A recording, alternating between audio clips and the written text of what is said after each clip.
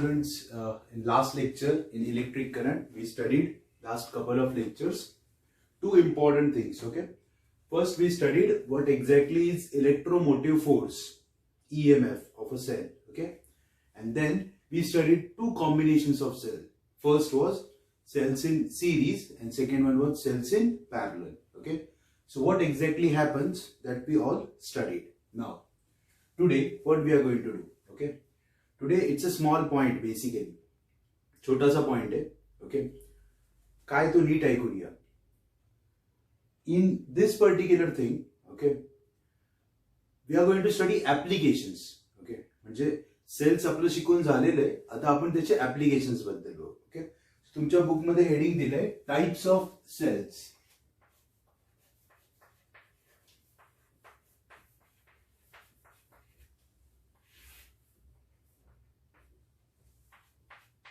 So we are going to talk about types of cells. Okay, now basically you have three types of cell. हे बघा, next year, okay, that is in 12th standard chemistry मध्ये, okay, not in physics, in chemistry you have a chapter called electrochemistry.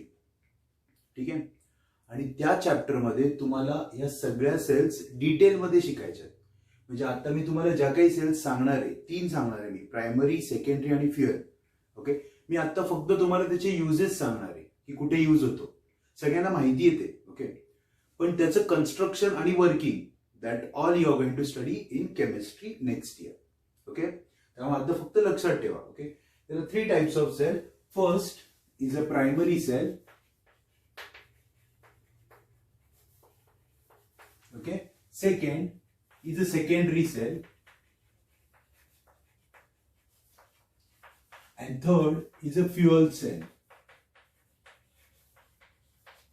Okay, so we are going to study these three cells: primary, secondary and fuel. Okay, now first we'll start with the primary. Now what exactly is a primary? Okay, now the cell in which, okay, one form of energy gets converted into another form is primary. Okay, म्हणजेच in short, these are not rechargeable. या recharge नाही होत, या फक्त discharge होतात. Battery discharge होते म्हणजे काय होते रे, बॅटरी संपते किंवा कमी होते. Okay, the best example of primary cell is a pencil cell. Okay, त्याला ड्राय सेल पण म्हणतात, डॅनियल सेल पण म्हणतात. ओके, मग तो जो छोटा ड्राय सेल असतो, डॅनियल सेल, ओके, जो आपण घड्याळ किंवा रिमोट मध्ये लावतो, that particular small is a primary cell. It is not rechargeable. Okay, तो एकदा यूज केला की तुम्हाला फेकून द्यावा लागतो. हा, आता त्याच्यामध्ये काही रिचार्जेबल पण असतात, मग ते प्रायमरी नाहीये. Okay, so the cell which you cannot recharge, okay, is a primary cell. Best example is a dry cell. किंवा घड्याळाचे सेल्स तुमचे छोटे छोटे, हे सगळे कशाचे एक्झाम्पल्स आहेत? Primary cell. म्हणजे जिथे एनर्जीचं conversion one form to another form होतं. आता जेव्हा तुम्ही ड्राय सेल यूज करता, a chemical energy gets converted into electrical energy. त्या घड्याळामुळे त्या सेलमुळे तुमचं घड्याळ किंवा रिमोट, ओके, या गोष्टी चालतात ना, म्हणजे it gives chemical energy to electrical energy. Okay, so that is primary cell. Primary cells are cheap, small. Okay, cheap म्हणजे काय, स्वस्त असतात का, कारण एकच फॉर्म देणार आहेत त्या. स्मॉल मी काय म्हटलं, स्मॉल म्हणजे त्यांचा यूज बोलतोय मी. Their use is very small. Size नाही, साईज थोडी मोठी पण असू शकते. ओके, पण त्यांचा यूज खूप लिमिटेड आहे. ओके, म्हणजे सेल्सवर तुम्ही छोट्या छोट्या गोष्टीत चालू शकता.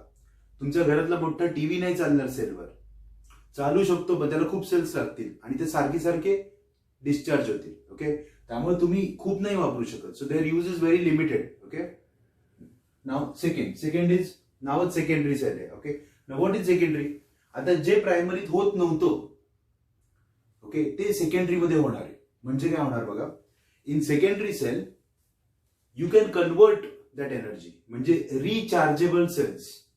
Okay, best example I give you. सगळ्यांना आजकाल खूप आजकाल नाही, बऱ्याच जणांना माहितीच आहे, mobile battery. Okay, that is a best example of secondary cell. Okay, म्हणजे इथे काय होतं रे, त्याला लेड स्टोरेज बॅटरी पण म्हणतात, लेड कॅडमियम बॅटरी पण म्हणतात. ओके, मर्क्युरी, लिथियम, असे खूप सारे कंपोनंट्स असतात. ओके, त्याच्यापासून या बॅटरीज बनवता येतात. They are rechargeable, means what, they can convert both the forms. Okay, म्हणजे साधी गोष्ट आहे, जेव्हा आपण फोन यूज करत असतो, when we are using the phone, Okay, when we are using different applications, we are converting chemical energy to electrical energy. Okay, आणि मग त्याची बॅटरी डाऊन होते, डिस्चार्ज होते. ओके, मग आपण काय करतो, आपण त्याला चार्जिंगला लावतो. चार्जिंगला लावतो म्हणजे आपण त्याच्या आतमध्ये काय पास करतो, current. So that again electric energy is converted into chemical energy. Okay, म्हणजे दोन्ही होतं ना, जेव्हा तुम्ही फोन चार्ज करता इलेक्ट्रिकल टू केमिकल आणि यूज करता तेव्हा chemical to electrical. Okay, so both this conversions are taking place. Okay, so that is the best example of secondary cell. हा, पण तुम्हाला परीक्षेत आलं तर मोबाईलची बॅटरी असं एक्झाम्पल नाही द्यायचं. त्या बॅटरीला नाव आहे, त्याला लेड एक्युम्युलेटर, ओके, किंवा लेड कॅडमियम सेल असं म्हणतात. ओके, अजून त्याचं बेस्ट एक्झाम्पल देतो, कार बॅटरी. ओके, कार किंवा बाईकची बॅटरी बघितली सगळ्यांनी, मोठी असते. ओके, तिथे पण ती बॅटरी कधी रिचार्ज होते माहिती का, जेव्हा तुम्ही गाडी चालवत असता. तुम्ही एक नोटीस केलं असेल, जर तुम्ही कार खूप दिवस तशीच बंद ठेवली म्हणजे यूजच नाही केली तर कधी कधी ती स्टार्टिंगला प्रॉब्लेम देते, म्हणजे स्टार्ट व्हायला. का, कारण तिची बॅटरी डाऊन झालेली असते. मग ती बॅटरी का डाऊन झाली, ती तर आपण वापरली पण नाही ना. ती डाऊन झाली म्हणजे काय, ती रिचार्ज नाही झाली. ओके, म्हणून जेव्हा तुम्ही स्टार्टर मारता ना तेव्हा बॅटरी कारला एनर्जी देते, पण जेव्हा कार मोशन मध्ये असते ना तेव्हा ती कार बॅटरीमध्ये परत ती एनर्जी रिस्टोर करते. म्हणून या सगळ्या रिचार्जेबल बॅटरीज आहेत. So all rechargeable batteries are secondary cell, all not rechargeable batteries are primary cell. Okay, दोन्ही समजले, primary and secondary. Okay, now the last one is a fuel cell. Okay, now this is the most important cell in these days. Okay, का, because you get tremendous amount of energy in fuel cell. मी तुम्हाला याचं एक best application सांगतो. Okay, त्याचं example त्यांनी घेतलेलं नाहीये. Okay, त्याला फ्युएल सेल व्हेकल्स FCVs म्हणतात आजकाल. म्हणजे काय, कन्व्हेन्शनल सोर्सेस काय आहेत रे आपले. कन्व्हेन्शनल म्हणजे पारंपरिक. तर गाडी चालवायची तुम्हाला, ओके, किंवा कार चालवायची, बाईक चालवायची, रेल्वे, एरोप्लेन, हे सगळे व्हेकल्स आहेत. आता या व्हेकल मध्ये काहीतरी तुम्हाला फ्युएल टाकायला लागेल, petrol, diesel, CNG gas, whatever you are putting fuel in it. Okay, आणि ती फ्युएल बर्न होतं and then you get energy and that energy, okay, ती जी हीट एनर्जी आहे, heat energy gets converted into mechanical energy, म्हणून तुमची गाडी पुढे जाते. बरोबर. मग आता FCVs म्हणजे काय बघा, फुल फॉर्म काय, फ्युएल सेल व्हेकल्स. व्हेकल जे फ्युएल सेलवर चालतील. आता फ्युएल सेल मध्ये सध्या ह्याच्यावर भरपूर अजून रिसर्च चालू आहे. ओके, हे काय इन्व्हेंट अजून झालेलं नाहीये, अजून भरपूर रिसर्च व्हायचं आहे. They are using hydrogen as a fuel. So hydrogen gas is used as a fuel, आणि त्याच्यापासून जी एनर्जी तयार होईल that all energy we are going to use. फायदा काय माहिती का, इथे मिळणारी एनर्जी भरपूर जास्त आहे. ओके, आता साधा विचार करा, bombs are destructive, no doubt. Okay, तुम्ही जर का एक्सप्लोजिव्ह वापरले आणि बॉम्ब्स तयार केले तर ते खूप डिस्ट्रक्टिव्ह असतात. पण सगळ्यात जास्त डिस्ट्रक्टिव्ह असतो हायड्रोजन बॉम्ब्स, किंवा त्याला न्यूक्लिअर फ्युजन आणि फिजन बॉम्ब्स पण म्हणतात. They are very destructive. ते छोटी साईज जरी असेल तरी त्यांचं डिस्ट्रक्शन खूप असतं, ज्याला आपण न्यूक्लिअर बॉम्ब्स म्हणतो. ओके, का, कारण हायड्रोजन जरी स्मॉल असला तरी न्यूक्लियस मधली एनर्जी आपण वापरतो, म्हणून तो खूप डिस्ट्रक्टिव्ह होतो. मग तसंच इथं आपण हायड्रोजन वापरतो, जो सगळ्यात स्मॉल एलिमेंट आहे, पण त्याच्यात भरपूर एनर्जी आहे त्याच्या न्यूक्लियसमध्ये, आणि ती आपण वापरतो. हा बॉम्ब नाहीये, पण हा मी सांगतोय तुम्हाला की हे मेकॅनिझम आहे. So we are converting that energy of hydrogen gas or atom into energy and your vehicles are working on. Okay, आणि सगळ्यात चांगली गोष्ट काय माहिती का, याचं बाय प्रोडक्ट असतं वॉटर. तुम्ही कारमध्ये पेट्रोल टाकलं, कार चालवली, तर बाय प्रोडक्ट चांगले नाही आहेत. त्यातून वेगवेगळ्या प्रकारचे धूर बाहेर येतात, carbon dioxide, carbon monoxide, sulphur dioxide, nitrogen dioxide, जे आपल्या शरीराला किंवा आपल्या हेल्थसाठी चांगले नाही आहेत. But the by product of this fuel cell is a water, and water is a good thing for us. Okay, this is the best example of energy in coming future. आता अजून फ्युएल सेल बनवलेच नाही, fuel sale आहेत. तुम्हाला next year fuel cell पण शिकायची chemistry. What I am trying to tell you is that की fuel cell वर अजून सगळं नाही चालत.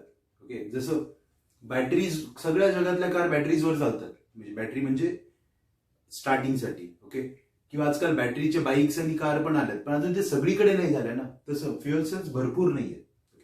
I'll give you best example of fuel cell. Okay, now if you know this spaceship, okay, जर का तुम्ही स्पेसशिप वगैरे बघितली किंवा सॅटेलाइट किंवा रॉकेट, ओके, जे ॲस्ट्रोनॉट्स स्पेसमध्ये जातात, ॲस्ट्रोनॉट्स बोलतोय मी, म्हणजे आतमध्ये आहेत त्या स्पेसशिपच्या आतमध्ये माणसं आहेत. आता ती वरती गेल्यावर त्यांना पाणी तर प्यायला पाहिजे, पण त्यांना पाणी कुठनं मिळतं रे? ते घेऊन जातात का नाही? तेवढं पाणी घेऊन जाणं शक्य नाही, कारण काही ॲस्ट्रोनॉट स्पेस स्टेशनला भरपूर दिवस राहतात. मग ते काय करतात, आतमध्ये ना त्यांनी फ्युएल सेल्स लावल्यात सगळीकडे. आता दोन फायदे. फ्युएल सेलमुळे एनर्जी मिळणार आणि त्या एनर्जीवर कम्प्युटर्स चालणार आतमधले. ओके, आणि त्याचं बाय प्रोडक्ट काय? Water, which they can use for drinking purpose. Okay, so fuel सेलचा बेस्ट यूज तिथे होतो सध्या तरी. Okay, but coming future will be using fuel cells more oftenly. Okay, so these are the 3 types of cells covered in your books. हे फक्त तुम्हाला सांगतायत की सेल्स म्हणजे it's a extra knowledge given to you की what exactly it's cell, how they work. Okay, ठीक आहे. Now here we finished with the all theory from your chapter electric current. Okay, त्या करंट इलेक्ट्रिसिटी मधलं आता काही मुलं म्हणतात sir तुम्ही इलेक्ट्रिक करंट म्हणता, चॅप्टरचं नाव आहे इलेक्ट्रिक करंट थ्रू कंडक्टर्स. तेच झालं ना. Okay, electric current through conductors. मी पहिल्याच लेक्चरला सांगितलं होतं आपल्याला कंडक्टर्सच शिकायचे. Okay, so here we finish with all theory. Okay, आता न्यूमरिकल्स. आता न्यूमरिकल्स मध्ये पण जे एक्सरसाइज मध्ये न्यूमरिकल्स आहेत पेज नंबर 220 वर, ते सगळे मी सोडून घेतले ऑल. ओके, सॉल्व एक्झाम्पल पण सगळे घेतले, एकच राहिलाय तो आज घेणार आहे. ओके, ठीक आहे. So now we will solve the last numerical of this chapter.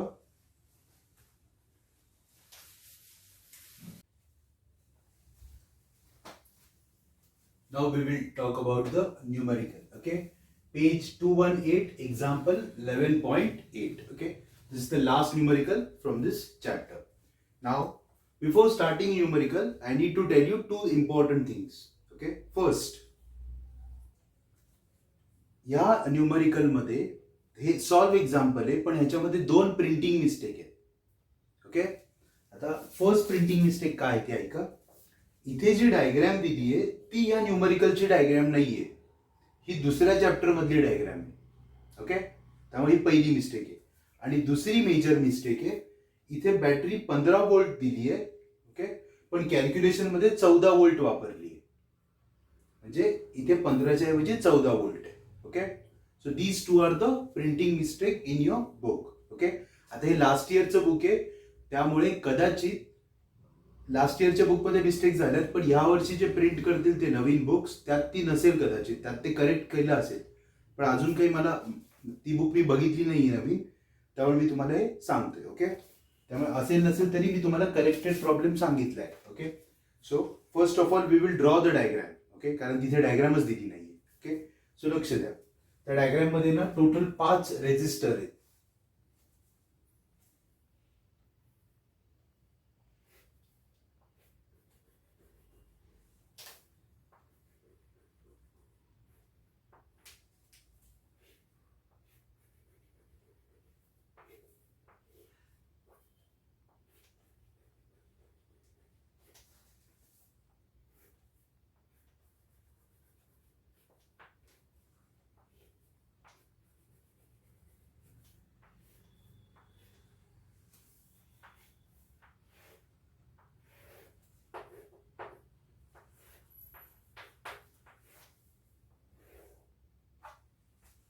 This is 4 ohm, 4 ohm, 1 ohm, 6 ohm, 6 ohm, and this is 14 volt. Okay, so we have to follow this diagram. Okay, ठीक है. आता मी numerical वाचतो ऐका. A network of resistor is connected to 15 नहीं है 14 है 14 volt battery with the internal resistance. याचा internal resistance दिलाय तुम्हाला 1 ohm. बॅटरीचा इंटरनल रेजिस्टन्स आहे 1 ohm. as shown in the circuit diagram. Okay, now तीन गोष्टी काढायच्या आहेत. First, calculate the equivalent resistance. बर. Second, current in each resistor. Current in each resistor. Okay, and third, voltage drops across VAB, VBC आणि VDC. Okay, label करतो बघा मी इकडे. इथे पॉइंट A, इथे पॉइंट B आहे, इथे पॉइंट C आहे आणि इथे पॉइंट D आहे. सो व्होल्टेज ड्रॉप करायचा आहे AB चा, BC चा आणि CD चा. ओके, ठीक आहे. बघा, प्रॉब्लेम सिंपल आहे. तीन गोष्टी काढायच्या. First, total resistance. Second, current in each resistor. And third, we have to find out the value of voltage drop म्हणजेच potential difference across AB, BC, CD. ठीक आहे. बघा इकडे आता डायरेक्ट सोल्युशननी सुरुवात करतो मी. आपण एक काम करू, आपण जरा नावं देऊ याला. ओके, याला मी नाव देतो R1. इथेच नाव देतो R1, R2, R3, R4 आणि R5. ओके, ठीक आहे. Now let's start with the solution. बघा इकडे, इथून सुरुवात करतो. सी बोर्डवर जागा कमी आहे त्यामुळे मी एक एक पार्ट काढतो आणि तो रब करतो. ठीक आहे, लक्ष द्या. तुम्हाला काढायचं आहे total resistance of the circuit. Okay, you have to find out the total resistance of the circuit. बघा आता सुरुवात इकडनं करतो मी.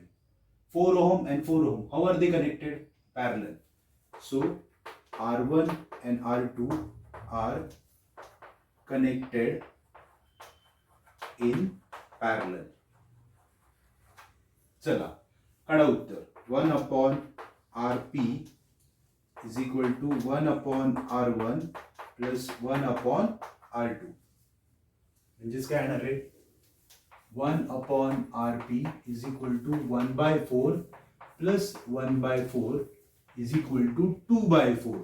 बेस सेम आहे ना, म्हणजे झालं 1 upon 2. So RP is equal to 2 ohm. ठीक आहे. सो या दोघांचं उत्तर काय आलं? 2 ओहम. कळलं? ओके, सिमिलरली आता या दोघांचं, आता हे जरा डायरेक्ट करू. R4 and R5 in parallel. परत हे पण कसे आहेत रे? पॅरलल. मग 1 upon RP, आता मी RP नाही नाव देत, RP डॅश देतो. का बरं डॅश? कारण एकदा आपण RP वापरलाय. Is equal to 1 upon R4 plus 1 upon R5. 1 by 6 plus 1 by 6. 2 by 6 म्हणजेच 1 upon 3. कळलं? 2 by 6 म्हणजे 1 upon 3. ओके, म्हणजे RP is equal to RP dash is equal to 3 ohm. Okay, म्हणजे या दोघांचं उत्तर 2 ओहम, या दोघांचं उत्तर 3 ohm. 2, 1, 3. How are they connected? Series. They are connected in series. Okay, so बघा 2 ohm, 1 ohm, 3 ohm. They are in series. So RP, R3 and RP dash are connected in series. So final answer RS is equal to RP plus R3 plus RP dash 2 plus 1 plus 3 6 ohm. So what is the total resistance of your circuit? 6. Okay, त्यांनी उत्तर दिले equivalent resistance is 6 ohm. Okay, कळलं? हे सोपं होतं. हे series पॅरललच आहे. हे दोन पॅरलल, हे दोन पॅरलल आणि 1, 2, 3 सिरीज. ठीक आहे, फाईन. ओके, नाव आता इथे जागा कमी असल्यामुळे मी हे रब करतोय. फक्त जरा लक्ष द्या. आता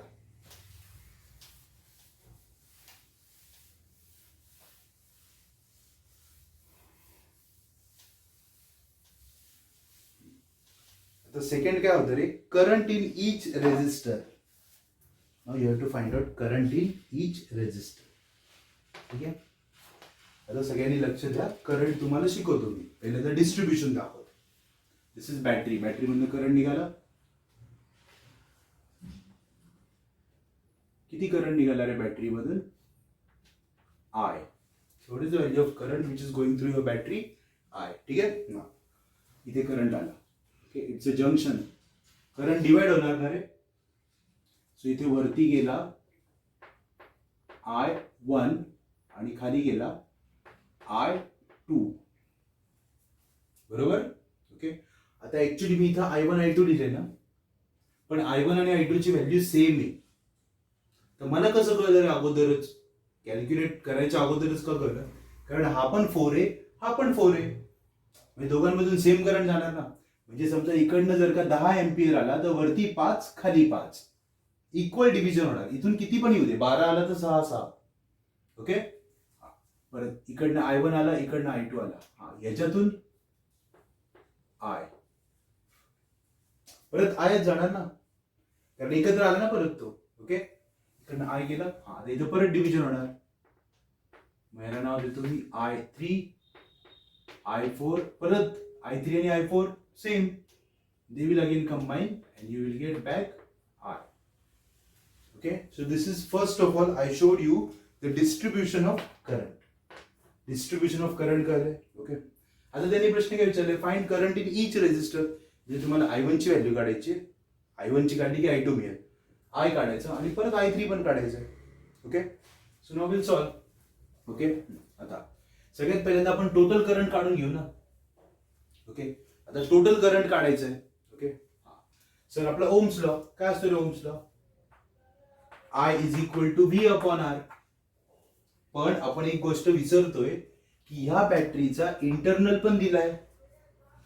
ओके, त्यामुळे त्याला विसरायचं नाही. त्यामुळे आपण फॉर्म्युला काय लिहिणार आहे? I is equal to E, V च्या जागी E ना, अपॉन R च्या जागी R plus small r.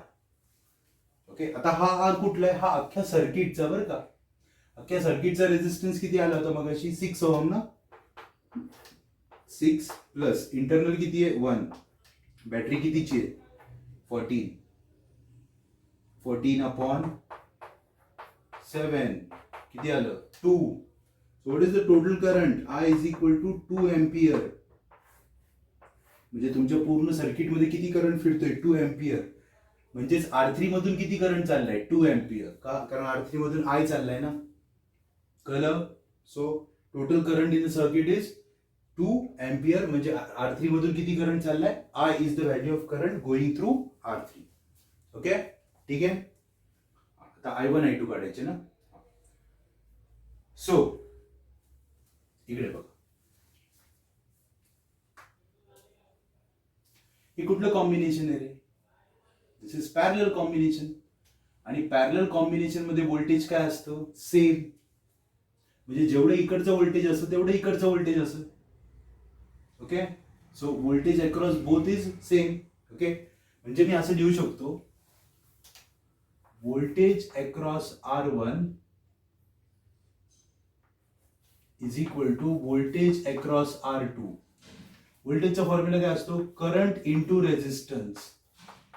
I1 R1 is equal to I2 R2. पण R1 आणि R2 ची व्हॅल्यू सेम आहे, म्हणजे ते कॅन्सल झाले. म्हणजेच काय आलं रे? I1 is equal to I2. कळलं का? I1 is equal to I2. Okay, हे मी मगाशी पण सांगितलं होतं तुम्हाला, पण आता मी तुम्हाला प्रूफ पण करून दाखवलं. ठीक आहे, आता या दोघांची व्हॅल्यू सेम आहे. हा टोटल करंट किती रे? 2 ना. मग हा डिवाइड होणार ना, आणि इक्वल डिवाइड करायचंय. म्हणजे कसा डिवाइड होणार? 1 1. म्हणजेच I1 is equal to I2 is equal to how much? 1 ampere. Okay, बघा, 3 गोष्टी काढल्या आपण. I1 काढला, I2 काढला, I काढला. आता कोण काढायचा? I3 I4. परत सेम 6 ओहम 6 ओहम सेम आहे ना. R3 R4 आणि R5 सेम आहे, म्हणजे ह्या दोघांची व्हॅल्यू पण सेम आहे. So I can write down I3 is equal to I4. But same इथनं किती करंट आला होता रे? I किती होता? I 2. मग इक्वल डिव्हिजन करा. काय येईल इक्वल डिव्हिजन? परत 1 एम्पियर. ओके, कळलं का? याचा अर्थ तुमच्या सर्किटमध्ये टोटल करंट किती होता 2. बघा 2 एम्पियर इथे आला, डिवाइड झाला 1 1, एकत्र आला, परत 2, परत 1 1, परत 2. Okay, so we calculated current in all the resistors. समजलं, हे सोपं होतं. ओके, फक्त तुम्हा कधी प्रॉब्लेम कधी येतो, किंवा प्रॉब्लेम म्हणण्यापेक्षा गोष्टी अवघड कधी होतात जर या दोघांची व्हॅल्यू वेगळी असेल तर, कारण मग करंटची व्हॅल्यू पण चेंज होते. हा, पण एक गोष्ट चेंज होत नाही, व्होल्टेज. त्याच्यावरनं करायचं. मग इथलं व्होल्टेज काढायचं, इथलं व्होल्टेज आणि इथलं व्होल्टेज सेम. ओके, ठीक आहे. Then we can get the answer. Fine. So we calculated 2 things, total resistance and current in each resistor. Okay, आता हे लक्षात ठेवा बरं का करंट, कारण हे वापरायचं आपल्याला. आता तिसरा काय काढायचं रे, थर्ड पार्ट. व्होल्टेज ड्रॉप म्हणजेच potential difference. Okay, voltage drop म्हणजे potential difference. Potential difference across AB, BC and CD. Okay, so now we have to calculate the voltage drop. बघा, व्होल्टेज ड्रॉप काढू. AB दिसला का पहिल्यांदा, AB. Okay, simple आहे. काय रे Ohm's law, V is equal to I into R. झालं, V is equal to I into R. Okay, so मी काढतो voltage drop across R1. Voltage drop across R1. Current किती चाललं रे तिकडनं, I1. रेजिस्टन्स किती आहे, R1. I1 ची value किती आली होती मगाशी, 1. Resistance 4. What is voltage across R1, 4 volt. चालेल, सगळ्यांना कळलं. आता लगेच काढून बघा voltage across R2. What is voltage across R2, I2 into R2. I2 1 आहे, R2 4 आहे, म्हणजे परत उत्तर किती आलं रे, 4 वोल्ट. ओके, कुणीतरी मला व्हॉट्सअपच्या ग्रुपवर प्रश्न विचारला होता. ओके, की सर पॅरलल कॉम्बिनेशन मध्ये व्होल्टेज सेम असतं, कॉन्स्टंट असतं, तर तुम्ही त्याला असं का लिहिलं होतं, VB1 मायनस VB2, जेव्हा मी सेल्स इन पॅरलल शिकवलं होतं. ओके, त्याचं पण उत्तर सांगतो आता, ऐका. ओके, समजा माझ्याकडे 3 रेजिस्टर आहेत, नीट बघा, आणि ते कुठल्या कॉम्बिनेशन मध्ये, ते आर इन पॅरलल कॉम्बिनेशन. नीट बघा, इथे B1 आहे, इथे B2 आहे. या पॉइंटचं व्होल्टेज आहे 10 वोल्ट, या पॉइंटचं व्होल्टेज आहे 3 वोल्ट. ओके, आता मला सांगा पोटेन्शियल डिफरन्स किती आहे, 10 आहे का, नाही. 3 आहे का, नाहीये. मग किती आहे, 7 आहे. का बरं, कारण इकडे 10 इकडे 3 आहे. मी काय बोललो, पोटेन्शियल डिफरन्स. ओके, हा. आता मग सर पॅरलल मध्ये सेम का असतो, पोटेन्शियल डिफरन्स ज्या इन्स्ट्रुमेंटनी मोजतो ना आपण, त्याला व्होल्टमीटर म्हणतात. तुम्हाला नाही कळलं ना तर एक्सपेरिमेंट करून बघायचा. आता ठीक आहे, तुम्हाला करता नाही येणार, पण एक्सपेरिमेंट केलं की लवकर कळतं. मग इमॅजिन करा, मी इकडे व्होल्टमीटर लावला, तर तो किती दाखवतो, 7 वोल्ट. तोच काढला मी इकडनं, इकडे लावला, किती दाखवतो, 7 वोल्ट. तोच काढला मी इकडनं, इकडे लावला, किती दाखवतो, 7 वोल्ट. कळतंय का, हा. आणि तोच मी इकडे लावला, B1 आणि B2 ला, तरी वोल्ट मीटर बरं का, तर तो किती दाखवतो, 7 वोल्ट.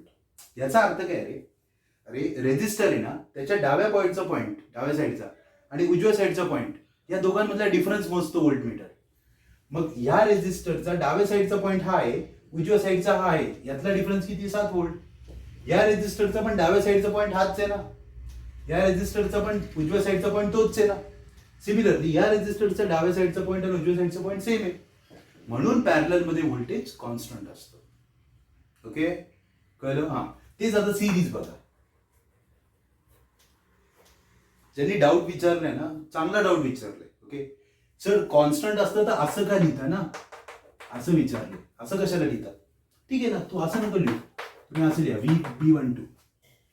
अरे 10 - 7, 10 - 3, 7 आहे ना, मग तुम्ही 7 कॉन्स्टंट आहे, मग 10 - 3 पण काय, कॉन्स्टंटच आहे. सो ते रिप्रेझेंटेशन त्यांनी पुस्तकात तसं केलं होतं म्हणून मी तसं केलं. आज मी तसं नाही केलं. आज मी काय लिहिलंय, VR1. ऍक्च्युली मी त्याला VA मायनस VB लिहिलं तरी चालेल. VR1 म्हणजेच कोण आहे, VA मायनस VB, या दोघांमधला डिफरन्स आहे ना तो. मग तुम्ही असं लिहिलं तरी चालतं, असं लिहिलं तरी चालतं, तो कॉन्स्टंटच आहे. ओके, ठीक आहे. डाऊट्स विचारत जावा, म्हणजे आणि शक्यतो काय होतं, मेसेजवर डाऊटचं आन्सर नीट सांगता येत नाही, एक्सप्लेन करता येत नाही. त्यामुळे तुम्ही डाऊट्स विचारत जावा मला, मी तुम्हाला लेक्चरमध्ये एक्सप्लेन करत जाईल. ओके, थोडे पेशन्स ठेवा, लगेच नाही जा. जर छोटा डाऊट असेल, फोनवर सांगता येण्यासारखं असेल, मेसेजवर तर मी लगेच सांगेन. पण जर कधी कधी काही कन्सेप्च्युअल डाऊट असतात ते मी एक्सप्लेन करत जाईल, पण विचारत जावा, चांगली गोष्ट आहे. ओके, सो आणि एवढं करून पण सॉल्व्ह नाही झालं तर तुम्ही मला पर्सनली कॉल करा. Okay, there is no issue. So voltage across R1 किती आहे, 4. R2 4, म्हणजे AB मध्ये पण किती आहे, 4, कारण ते पॅरलल आहे. जे पहिलं answer, voltage across AB is 4 volt. झालं. आता तुम्ही ओरली सांगू शकता, what is voltage across BC. बी आणि सीच्या मध्ये कोण आहे, एकच रेजिस्टर आहे. कोण, करंट किती आहे रे, I. रेजिस्टन्स R3, I ची व्हॅल्यू 2 होती ना मगाशी. 2 into 1 is equal to 2 volt. So what is voltage across BC? Similarly, what is voltage across CD? कुठला तरी एक काढू आपण. व्होल्टेज अक्रॉस R4 काढू. I3 into R4, 1 into 6. So what is voltage across R4? 6 volt. जो R4 चा आहे तोच कुणाचा आहे, R5 चा आहे. आणि तोच कुणाचा आहे, C आणि D मधला आहे, कारण पॅरलल मध्ये. सो C आणि D मध्ये किती आहे, 6 व्होल्ट. ओके, ते पुढचं सोपं आहे, तुम्हाला कळलं असेल आता. ओके, याचा अर्थ काय रे, आता नीट बघा. इथे व्होल्टेज किती आहे AB मध्ये, 4 व्होल्ट. इथे किती आहे रे, 2 व्होल्ट ना. आणि इथे किती आला, 6 व्होल्ट आला का. 4 अधिक 2 6, 6 अधिक 6 12. सर इथे तर 14 आहे. ओके, बघा तुमची टोटल 12 आली सर, इथे 14 आहे. नाही, बॅटरीकडे पण रेजिस्टन्स आहे ना, म्हणजे थोडा बॅटरीनी पण वापरलाय. मग 14तला 12 यांनी वापरला, म्हणजे बॅटरीनी किती वापरला. आपण बॅटरीचा विचारला नाही म्हणून ती काढला नाही. ओके, पण कळलं पाहिजे ना. अरे सर, हा, जर बॅटरीचा इंटरनल रेजिस्टन्स दिला नसता तर त्या तिघांची बेरीज 14 आली असती. पण आता बॅटरी पण वापरते. मग बॅटरी किती व्होल्ट वापरते, 2. हा 4, हा 2 आणि हा 6 व्होल्ट. ओके, हे पण चेक करू शकतो आपण. What is voltage across internal resistance, I into R. इकडे किती करंट चाललाय, I ना. I ची व्हॅल्यू किती होती, 2. सो 2 इंटू 1, 2 इंटू 1 किती, 2. समजलं. म्हणजे तुमच्या बॅटरीने किती व्होल्ट दिले, 14. यांनी त्यातले 4 व्होल्ट वापरले, यांनी 2 वापरले, यांनी 6 वापरले, उरले किती, 2 ते बॅटरीने वापरले. ओके, कन्झर्वेशन ऑफ एनर्जी म्हणतात त्याला. जेवढी एनर्जी तुम्ही इन्व्हेस्ट केली आहे तेवढी सगळी युटिलाइज होणार. कळलं, समजलं. न्यूमेरिकल समजलंय. न्यूमेरिकल लेंथी आहे. Okay, but conceptually. हा, मी हा का घेतला, खरं तर पुस्तकात डायग्राम नाही म्हटलं, मी म्हटलं असतं चुकीचा प्रॉब्लेम मी सोडून द्या. पण या न्यूमेरिकल मध्ये बऱ्याचशा गोष्टी क्लिअर होतात आणि असे न्यूमेरिकल इम्पॉर्टंट आहे. That's why I took it. Okay, this is the numerical. ठीक आहे, so here will stop today. Thank you.